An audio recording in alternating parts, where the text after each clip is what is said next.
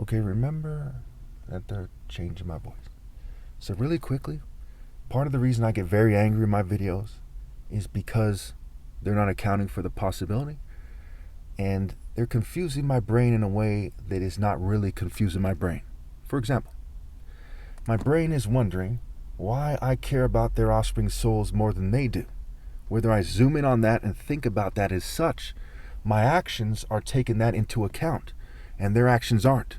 I'm saying, for the love of your souls and your offspring's souls and everyone else who's going to suffer, don't do that. Now, don't get me wrong, I know things are confusing. They come from a long line of people who did rituals to confuse things. They want to be seen as important, and they've confused themselves, okay? But however, you still have to account for the possibilities. For example, why do you put a fire extinguisher in your house? You're trying to account for the possibilities. So whether you know for sure there's going to be a fire or not, you account for that. Me, I know on two levels I'm communicating. One is someone who knows for sure that God is real and that you must do what he says. On the other is a level of me trying to talk to them on their level because they're more like agnostic Satanists or something, agnostic Luciferians.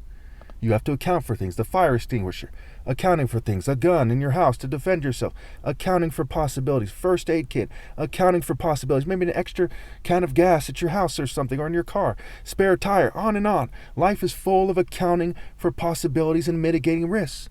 So why are you unnecessarily messing with me when it's nowhere near in your best interest?